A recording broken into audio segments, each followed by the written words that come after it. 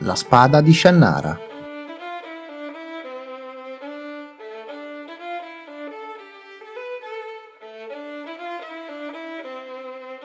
Il sole tramontava fra le profondità verdi delle colline a ovest della vallata e le sue ombre rosse e rosate sfioravano gli angoli più remoti della campagna, quando Flick Ormsford cominciò la sua discesa.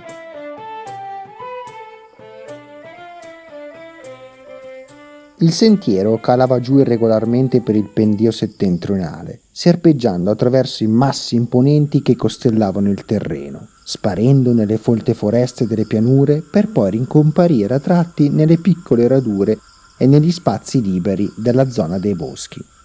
Flick seguiva con lo sguardo il percorso familiare mentre avanzava stancamente, un passo dietro l'altro, il sacco buttato sopra una spalla. La sua faccia larga, battuta dal vento, aveva un che di placido, disteso, e solo i grandi occhi grigi rivelavano l'energia che bruciava dietro quella calma appaente. Era giovane, anche se la corporatura robusta e i capelli castani spruzzati di grigio e le sopracciglia folte lo facevano apparire assai più vecchio. Indossava la comoda tenuta da lavoro della gente della valle e nel sacco portava diversi utensili metallici che sbattevano l'uno contro l'altro, sferragliando. Un'ombra di gelo pervadeva l'aria della sera e Flick si strinse contro la gola il collo della camicia di lana. Lo aspettava un viaggio attraverso foreste e pianure all'infinito, le ultime non ancora visibili quando si inoltrò nell'oscurità della foresta, dove alte querce e tetri noci si intrecciavano fino a nascondere il cielo notturno, senza nubi. Il sole era ormai tramontato, lasciando il blu profondo del cielo trapuntato di migliaia di amichevoli stelle. Ma gli alberi cancellavano anche queste, e Flick rimase solo nell'oscurità e nel silenzio, a avanzare lentamente sul sentiero battuto. Lo aveva percorso migliaia di volte e così notò immediatamente quella inconsueta staticità che era scesa come un incantesimo sull'intera vallata. Il ronzio familiare e lo stridio degli insetti che normalmente animavano la pace della notte, le grida degli uccelli che si svegliavano al tramonto per volare alla ricerca di cibo, erano scomparsi. Flick tendeva l'orecchio per captare qualsiasi suono di vita, ma il suo udito perfetto non intercettava nulla. Scosse la testa innervosito. Quel silenzio profondo lo inquietava, tanto più che, secondo certe voci, un'orrenda creatura dalle ali nere era stata avvistata solo qualche giorno prima nel cielo notturno della vallata. Si costrinse a fischiettare e a concentrare i suoi pensieri sulla giornata di lavoro trascorsa nella campagna, appena a nord della valle, dove famiglie sparse coltivavano i campi e curavano il bestiame.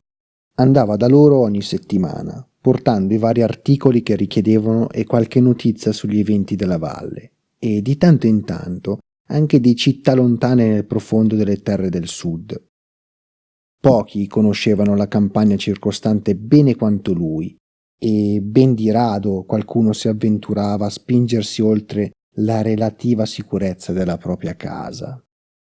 La gente era più propensa a rinchiudersi in una comunità isolata e a lasciare che il resto del mondo vivesse per conto proprio. Ma a Flick piaceva spingersi di tanto in tanto oltre la vallata, e le famiglie sparse là intorno avevano bisogno dei suoi servizi ed erano disposte a ricompensarlo per il disturbo. Il padre di Flick, poi, non era certo uno da farsi sfuggire un'occasione di guadagno, e la cosa sembrava funzionare bene per tutti gli interessati. Un ramo basso gli frusciò contro la testa e Flick sussultò, balzando di lato.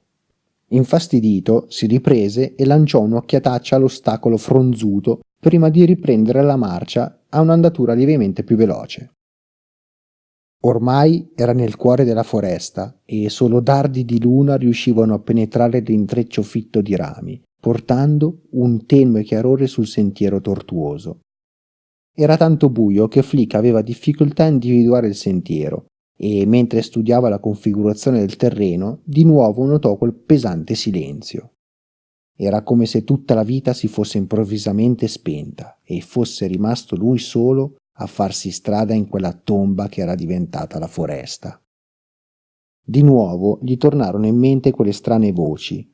Suo malgrado provò un senso di angoscia e si guardò intorno preoccupato. Ma l'immobilità più assoluta lo avvolgeva da tutti i lati.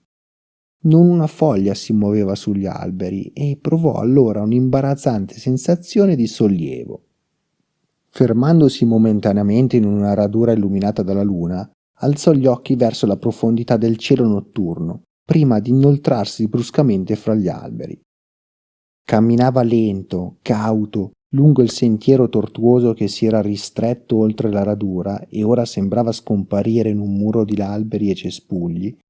Sapeva che era soltanto un'illusione e tuttavia si sorprese a guardarsi intorno irrequieto.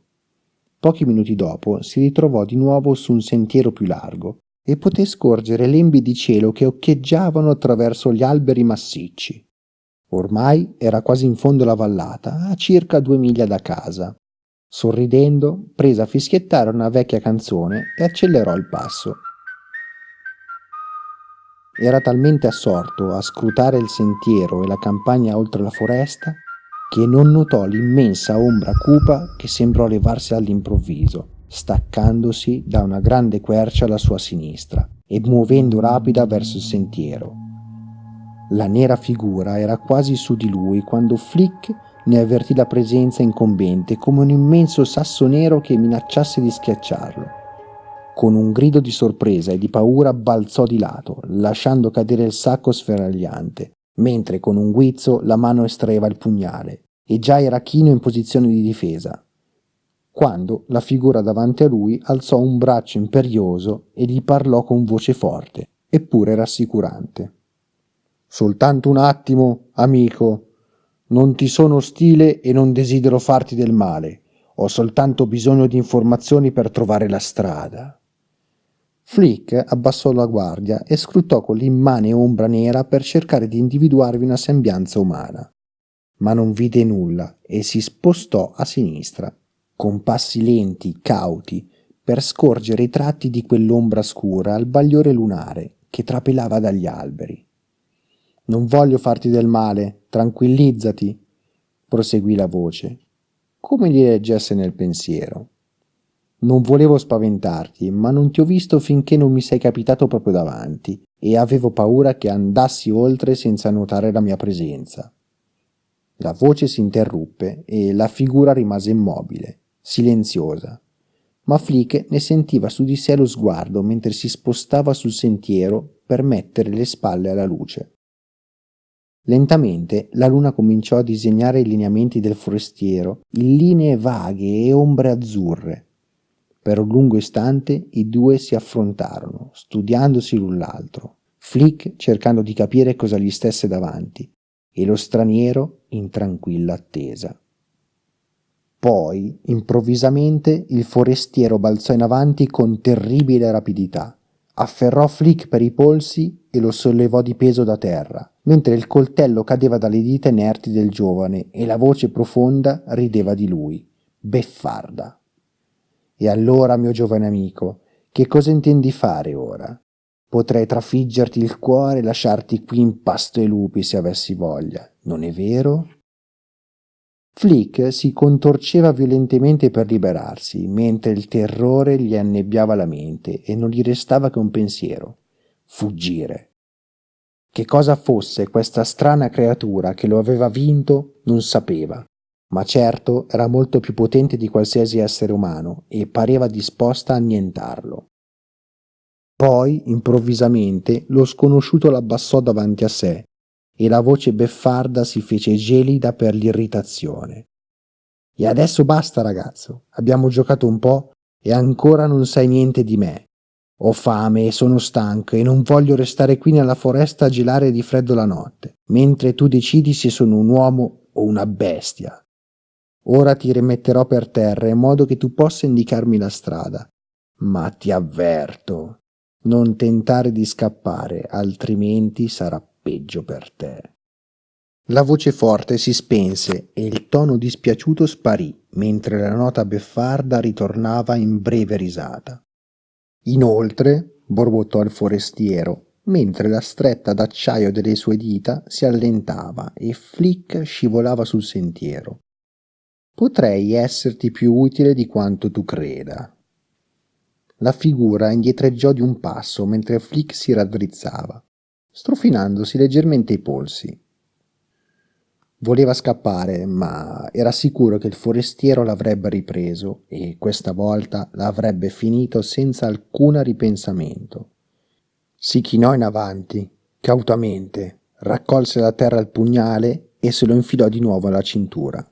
Flick vedeva meglio lo straniero ora e un rapido esame gli rivelò che era indubbiamente umano, seppure di una statura quale non aveva mai visto nessun altro uomo prima.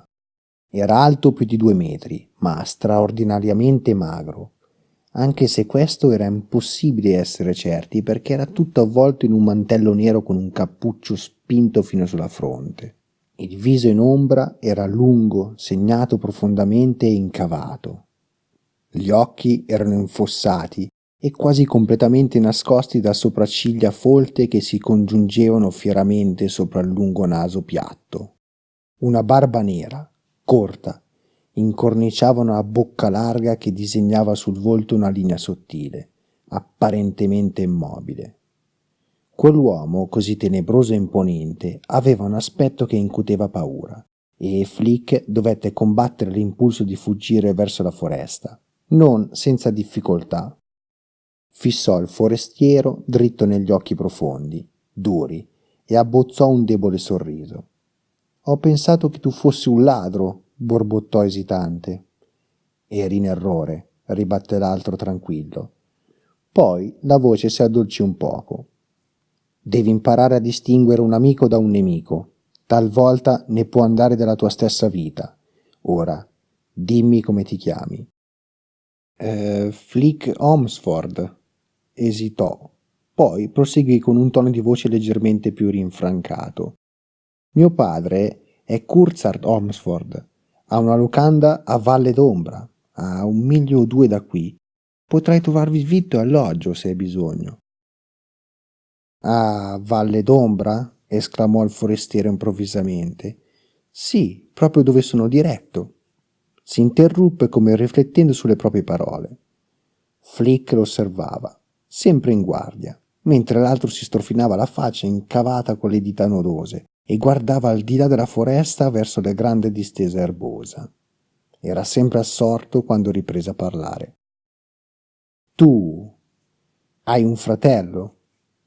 Non era una domanda, ma una semplice constatazione, formulata in un tono tanto calmo e distante come se lo straniero non si aspettasse alcuna risposta, che quasi Flick non la udì. Poi, comprendendo improvvisamente il senso di quell'osservazione, sussultò lanciando all'altro una rapida occhiata. «Come hai fatto a...» «Oh beh», rispose l'altro, «non è forse vero che ogni giovane della valle ha un fratello da qualche parte?» Flick annui, in silenzio, senza capire cosa l'altro intendesse, domandandosi vagamente che cosa sapesse della Valle d'Ombra. Lo straniero lo guardò con espressione interrogativa, aspettandosi evidentemente di essere accompagnato verso il pasto e il letto promessi. Flick si guardò rapidamente per recuperare il suo sacco, lo sollevò e se lo buttò sopra una spalla, voltandosi a guardare la figura che gli torreggiava sopra. «Il sentiero è da quella parte», annunciò, e i due si avviarono. Emersero dalla foresta per ritrovarsi sulle morbide colline ondulate che li avrebbero portati fino al villaggio di Valle d'Ombra, in fondo alla vallata. Ora la notte si rivelava luminosa. La luna era un globo bianco nel cielo. La sua luce si diffondeva nel paesaggio della vallata e sul sentiero che i due viaggiatori stavano seguendo. Una linea vaga e ondulata sulle colline erbose, che si riconosceva soltanto per i solchi lavati dalla pioggia e le isole piatte di terra, che emergevano di tanto in tanto dal pesante strato erboso. Il vento era cresciuto di intensità e si abbatteva sui due uomini con raffiche che frustavano i loro mantelli, costringendoli ad avanzare a testa china per proteggersi gli occhi. Camminavano in silenzio, ciascuno assorto nel paesaggio che lentamente si rivelava, come al superamento di ogni altura si profilavano nuove colline e piccole depressioni. La quiete della notte era interrotta solo dal fruscio del vento. Flick stava con le orecchie allerta e una volta ebbe l'impressione di udire un grido acuto a nord, ma un istante dopo era sparito e non lo risentì più. Lo straniero non sembrava preoccupato del silenzio. Fissava costantemente lo sguardo sul terreno davanti a sé. Non alzò mai gli occhi né chiese informazioni sulla sua giovane guida. Sembrava invece sapere esattamente dove l'altro era diretto e camminargli fiducioso al fianco. Dopo qualche tempo fu difficile a Flick tenere il passo con l'altro, che avanzava a lunghe falcate al cui confronto l'andatura del giovane sembrava quella di un nano. E di tanto in tanto doveva correre per non restare indietro. Una volta o due l'altro scoccò un'occhiata al suo compagno e, vedendolo che faticava a stargli addietro, rallentò un poco. Infine, quando i pendii meridionali della vallata si avvicinarono, le colline cominciarono ad appiattirsi in distese erbose ricoperte di cespugli che facevano presagire la comparsa di nuove foreste. Il terreno cominciò a inclinarsi in un dolce pendio e Flick individuò diversi familiari punti di riferimento sparsi nei dintorni della Valle d'Ombra. Suo malgrado provò un profondo senso di sollievo. Il villaggio e la sua casa calda, accogliente, erano vicini. Lo straniero non aveva pronunciato una sola parola durante il percorso e Flick era riluttante a qualsiasi tentativo di conversazione. Con rapide occhiate cercava invece di studiare il gigante mentre camminavano, senza lasciarsi scorgere dall'altro. Era comprensibilmente intimorito. La sua faccia lunga e scavata, oscurata dalla barba nera, appuntita, gli riportava alla memoria gli spaventosi stregoni descrittogli dagli anziani quando era bambino, davanti alle braci ardenti del fuoco. Soprattutto lo spaventavano gli occhi del forestiero, o per meglio dire le profonde, cupe caverne sormontate dalle sopracciglia, dove gli occhi dovevano trovarsi. Flick non riusciva a penetrare minimamente le ombre pesanti che continuavano a mascherare il volto dell'uomo, che pareva scolpito nella pietra, fisso e leggermente incline verso il sentiero. Mentre esaminava quella faccia impenetrabile, Flick si rese conto che lo straniero non aveva nemmeno detto il proprio nome. I due erano sul confine esterno della valle, dove il sentiero, ora chiaramente visibile, serpeggiava attraverso grossi cespugli che quasi impedivano il passaggio a esseri umani. Il forestiero, tutto a un tratto, si fermò e rimase perfettamente immobile, col capo chino, ad ascoltare intensamente. Flick si fermò a suo fianco e aspettò in silenzio, anche lui con le orecchie tese al vento, ma incapace di captare qualsiasi suono. Rimasero così immobili per minuti, che sembravano interminabili, e poi il forestiero si girò in gran fretta verso il suo compagno di viaggio. «Presto, nasconditi nei cespugli davanti, forza, corri!» Spinse, quasi buttò Flick davanti a sé mentre correva per il sottobosco. Il giovane si affannò verso il riparo della boscaglia, col sacco degli utensili che gli oscillava rumorosamente sulla schiena. Giratosi verso di lui, il forestiero gli strappò via il sacco e se lo infilò sotto il mantello. «Silenzio!» sibilò. «Corri ora e non fare rumore!» Si precipitarono verso il nero muro di fogliame a una ventina di metri e il forestiero spinse Flick attraverso i rami fronzuti che gli frustavano la faccia, trascinandolo bruscamente nel mezzo di un ammasso di cespugli, dove rimasero lì senza fiato. Flick diede un'occhiata al suo compagno e vide che non stava scrutando la boscaglia, ma teneva gli occhi rivolti all'insù, sondando il cielo notturno visibile attraverso il fogliame in piccoli lembi irregolari. Mentre seguiva lo sguardo intenso dell'altro, il cielo sembrò a Flick libero e innocente. Soltanto le stelle immutabili ammiccavano dall'alto. I minuti passavano nell'attesa. Una volta tentò di parlare, ma fu subito messo a tacere dalle mani del forestiero, che lo afferrarono per le braccia, ammonendolo. Flick rimase immobile, scrutando la notte e tendendo le orecchie per captare qualche segnale di pericolo. Ma non sentiva altro che il loro respiro pesante e un leggero fruscio di vento attraverso i rami che si intrecciavano sopra di loro, proteggendoli. Poi, proprio quando si preparava per sedersi e per dare sollievo alle membra, il cielo fu improvvisamente oscurato da qualcosa di nero e immenso, che si librò sopra di loro e scomparve. Un attimo dopo ripassò di nuovo, descrivendo lentissimi cerchi, un'ombra quasi immobile che incombeva a sinistra sui due viandanti nascosti, come si preparasse a avventarsi su di loro. Un'improvvisa ondata di terrore invase la mente di Flick. La serrò in una ragnatela inesorabile, mentre cercava di fuggire alla terribile follia che la stava penetrando. Qualcosa sembrò affondargli gli artigli nel petto, risucchiandogli lentamente l'aria dai polmoni, e si trovò a boccheggiare. Davanti a lui passò rapidamente la visione di un'immagine nera lampeggiante, a tratti di rosso, di mani artigliate e ali inumane. Una creatura così malvagia da minacciare la sua vita per il fatto semplice di esistere. Per un istante il giovane fu sul punto di urlare, ma la mano dello straniero lo afferrò saldamente per la spalla, facendolo indietreggiare dal precipizio. Improvvisamente, come era apparsa, l'ombra gigantesca sparì e non rimasero altro che i lembi di quel pacifico cielo notturno. Piano piano la mano sulla spalla allentò la stretta e il giovane scivolò pesantemente per terra, esausto, il corpo ricoperto da un sudore freddo. Il forestiero sedette tranquillamente vicino a lui e un lieve sorriso gli increspò le labbra. Posò la lunga mano su quella di Flick e gliela carezzò come fosse stato un bambino. «Animo ora, mio giovane amico», sussurrò. «Sei vivo e in buona salute, e la valle è davanti a noi».